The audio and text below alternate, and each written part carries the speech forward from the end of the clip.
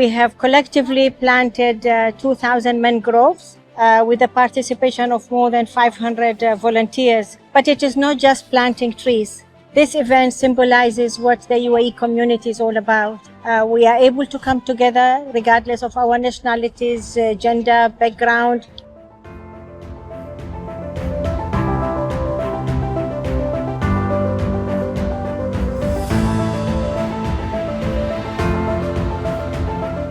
On behalf of Environment Protection and Development Authority, Government of Ras Al Khaimah, we are welcoming each and everyone who participated into this event today.